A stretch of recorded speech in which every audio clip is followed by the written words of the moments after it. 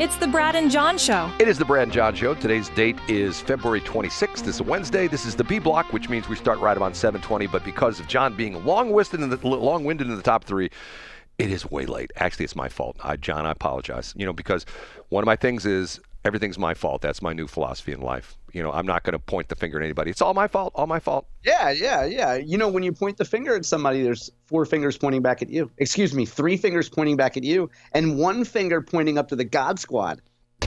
He's going to make fun of me. Okay. Yesterday on Twitter, now called X, I saw an interesting post from Jane Duker, who has essentially, if you don't know who Jane Duker is, she's officially? She's like a lobbyist now. What does she do? Lobbying for the St. Louis City Police Department? Isn't that what she does? Yeah, I believe so, yeah. Former government person. She worked in, was it Jay Nixon's office? Wasn't she like the chief? She was chief of staff to Governor Bob Holden, in the early 2000s. Going back a bit. Okay, and the interesting part of it is I have this strange relationship with Jane, although she would never admit it publicly. One day she was on a radio program talking about various things, and the question was, did your parents do anything that ever embarrassed you? And she says, yes, my parents used to own a disco. And then she started describing the disco, and I thought to myself, I worked for her parents and I actually contacted her, I think her DM'd on Twitter and something like that, and I go, are your parents Pat and Jack Eilerman? And she says, yes. And I go, I worked for them when they owned the Distillery Disco out. Was that Ellisville or where was that? Chesterfield? Yeah, I guess it's technically Ellisville, yeah. Barnett, Lucerne. Anyway, Jane is very interesting. She's on every week on the Mark Reardon Show on Friday, the Friday Roundtable. Okay, yesterday she posts a thing on X where she's complaining about that Trump is violating the First Amendment. Do you know what we're talking about, John? No, I did see Jane's tweet, and it was a video, right? I didn't watch the video. Well, there's a couple of them that she's talking about the thing. Here's the backstory. The backstory is that this hit yesterday, but coming up to this, the new press secretary, Caroline Leavitt, is that her name? Yeah, and this is about White House Correspondents Association or something like that, right? Yes, but what's already started to happen is the very first day, Caroline made the comment that she's going to try to reach out to more than just the typical mainstream press that's in the White House press room. The idea being is that you've got the ABCs and the NBCs and, the Alphabet Network, that all there, and she's trying to get the people I think she specifically even mentioned Joe Rogan. And the idea being is that there has become an alternative news source for many people, or many alternative news sources for people that are not the traditional standard CNN, Fox News, and things like that. So yesterday, it really hit the fan where there is a organization called, the White House, WHPA, the White House Press Association. And essentially... go ahead. They're the ones that essentially credential the people who are in the press corps of the White House. And not the White House itself, but this organization. And they're the ones that sort of police and things like that. So the Trump organization has essentially, they're going to blow this up, and they're going to go, screw this organization. We don't like them anyway. They're sort of left-leaning and super DEI kind of people. We're just going to do whatever we want. We're going to invite the people we want. So, oh my God. Now, this started last week, if you know this crazy story, when they have been denying Associated Press access to the press conferences and also to Air Force One. Do you know this part of the story, John? Yeah, I have seen this, and I heard this actually on 93.3 yesterday. Or actually, I heard it on 104.9 when I was driving. Yeah, but I just heard a snippet of it. So remind me what happened. Okay, this is sort of interesting. And this is sort of fascinating to me because when you go through journalism school, like I did, and this has been like for a long time, you have what's called the Associated Press Style Book. And back in the day when UPI used to be a thing, UPI had their style book as well too. And the Associated Press Style Book is essentially, if you're an Associated Press member, and that would be, I think KMOX is a member, and I think all the TV stations in town are members. You're supposed to follow their style, their format. And why Trump got into a fight with the Associated Press is they refused to rename the Gulf of Mexico the Gulf of America. And according to the AP style book, it's not the Gulf of America, it's the Gulf of Mexico. So essentially, Trump says, "Okay, fine. You're going to tell your affiliated members in the AP style book that you're not supposed to call it Gulf of America. You don't have press conferences access anymore. You don't get on Air Force One anymore." So Jane is saying this is a First Amendment violation. Now, John, I will say to you, do you think this is a First Amendment violation?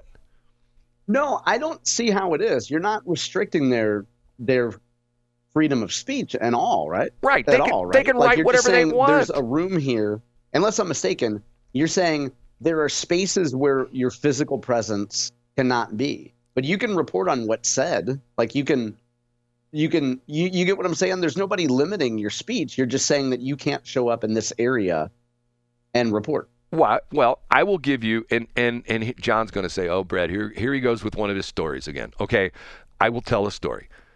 I started my traffic network back in 1984. Okay, in 1990, late 1990, early 91, I started toying with the idea of doing a local radio news network, and we started it. Okay.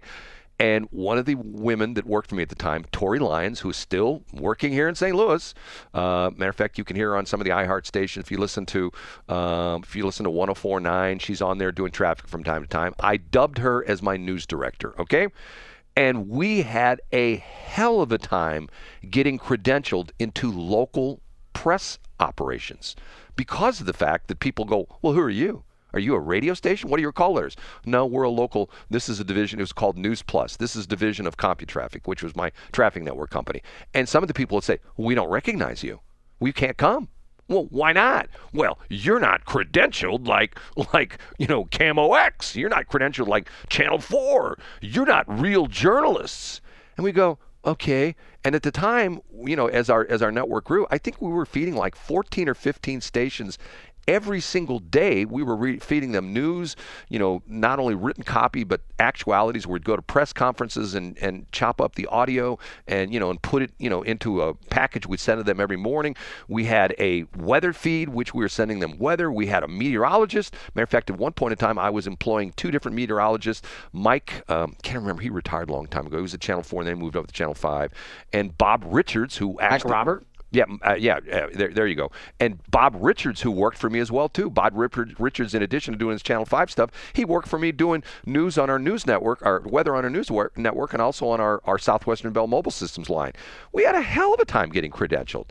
And there's one funny part of the story, which I shouldn't tell, but I won't say who this person's name is.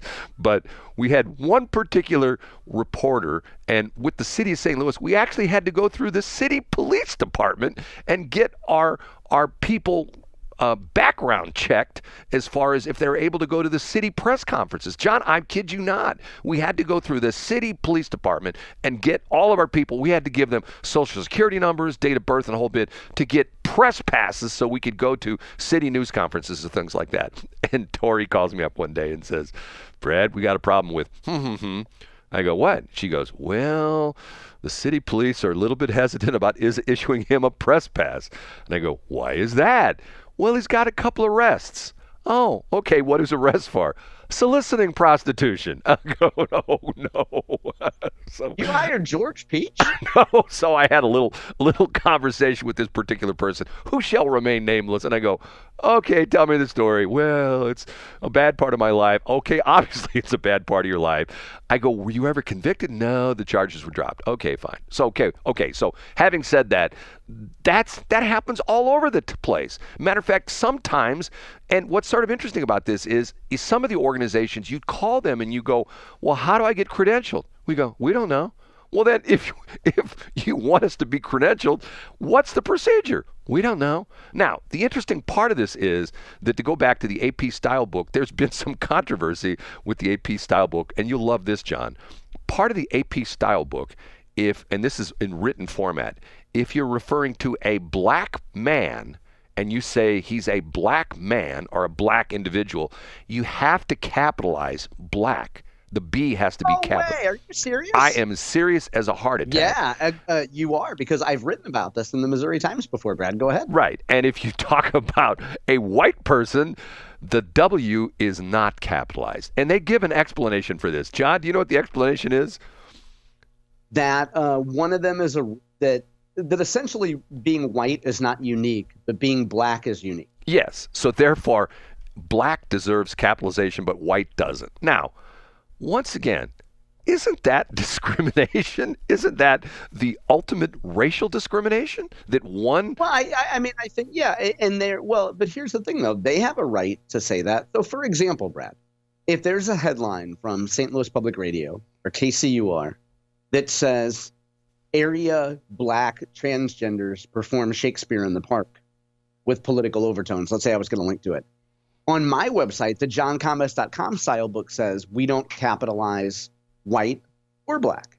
So I'll take a headline from KCUR that has a capitalized black and I make it lowercase. Because according to the very strict johncommerce.com style book, neither black nor white is capitalized. But see, what I find interesting about this is that they are essentially telling everybody this is the way to do things, when the whole point of it isn't the whole idea of having numerous sources of news is to essentially have different perspectives on what's happening? I mean, why do you have a room full of reporters who are from these various news organizations? Not all, some of them from international news organizations. Matter of fact, there's the famous story of the black reporter from an African news service who never got called on by John, KJP. You know what I'm talking about? You know who this guy was? I don't know the story. She never called on a black guy? No, and sometimes he would verbally protest in the press conference. You never call on me. It was like a running joke. And I think one time she called on him. And remember, the interesting part of this is, which I find fascinating about this whole thing, is that remember how the photographer sometimes would zoom in on Joe Biden's little cards he would have in his hand, and essentially there were thumbnail pictures of the reporters because they pre-picked, or what do you call it? They pre-selected the reporters they were going to interview or ask the Biden questions, and they already knew what the question was, so they could prep Biden on this, as opposed to Trump that just shows up and just like he has no notes, he's talking off the top of his head. And remember, KJP would show up with her binder with all this stuff in it, or then you have Jen Psaki, and the running joke there was, remember she was everybody called her Circle Back Psaki, because they would ask a question. She says, well, I don't know, I'll have to circle back with you on that one. So the point being is that by the whole thing with AP getting their panties in a bind on this stupid situation, it points to the fact that they're upset because people are not doing the things they say that they should be done, whereas everybody else is going like, okay, if the president says it's now the Gulf of America, and if you go to your Google Maps and it says Gulf of America, it should be the Gulf of America, right? Yeah, but I mean, I think where I'm flummoxed is that the AP has a right to call it Gulf of Mexico, and Donald Trump has a right to say, okay, you're not coming into my meeting. Right. But I agree with you 100%. And if they say, well, we don't agree with that, fine. But the interesting part of it is, and this is the thing that I think that Trump, the whole thing with them getting rid of the White House Press Association, whatever it is, essentially they're saying this is another gatekeeper. This is another gatekeeper, and that's what the Associated Press is doing by their style book. They're becoming a gatekeeper. Do things our way because this is the proper way, the AP style book. And what's interesting about this is the whole rise of this alternative media, the Joe Rogans of the world, and all these other people. And why have they become popular? Because they give it to you straight. They give it to you unvarnished in Joe Rogan's, thing with a lot of F words, a lot of S words. But when you hear it from him, you go like, you know what? I believe this guy because he doesn't taint anything. And the interesting part of this is Joe Rogan comes out and admits that he voted for Joe Biden in the 2020 election. So and I think Elon Musk did as well too. Wasn't that the story that Elon Musk and I think so. Yeah. They both voted for Biden, and now they're like, okay, mistake. And the crazy thing about this, there are some people, and once again, this is going to be one of these things that they dissect. The journalism schools, I have a field day where there are some people that say the biggest part of Kamala Harris's defeat was when she did not go on Joe Rogan's show, because, and remember we talked about this, that Barron Trump, Donald Trump's son, said to his father, Dad, you need to go on Rogan. All my friends, all my buddies, we watch Joe Rogan. He's the guy you need to be on. Matter of fact, you need to be on Theo Von's podcast. And what podcasts would Kamala Trump not go on, John? What would she not go on? Kamala Harris would not go on Theo Von or Joe Rogan. And for those of you who know who Theo Von is sort of an interesting character as well too.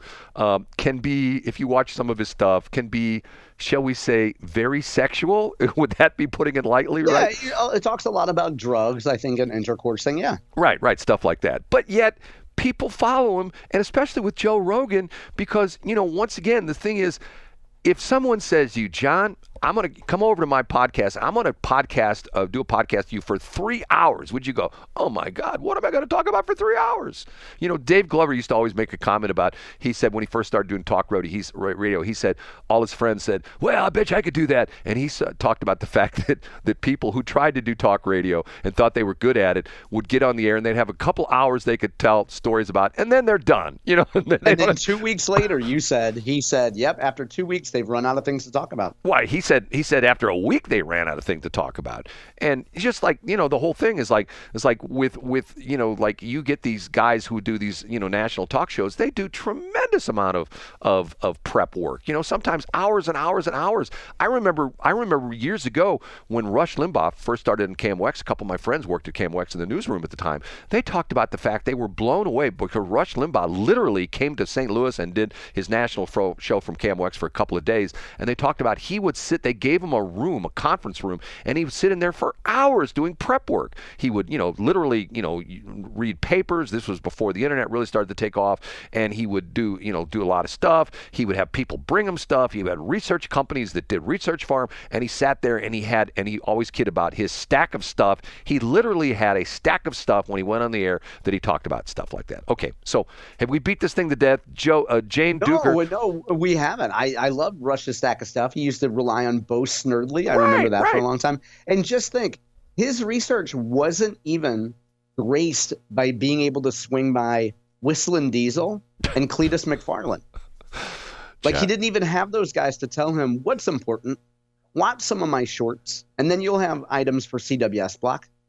John, next. It's funny you should mention that, because next block, I'm going to talk about Cletus McFarland. Yes. Because now what's interesting about this is not that people are going like, okay, who the hell's Cletus McFarland? Okay, not that I'm a guy that watches his videos, but there's very interesting thing happening with auto racing, and it involves Cletus McFarland. And this is another perfect example of how things are changing, and who is the guy who has really started to talk about this? Kenny Wallace. No, Kenny Wallace. You know who Kenny Wallace is? Oh, yeah, he's a race car driver. Yes. Okay. Interesting. He's talking about this as well, too. And Kenny is blown away by this. And Kenny essentially saying, because NASCAR is having problems. We'll talk about that next break. We're behind anyway.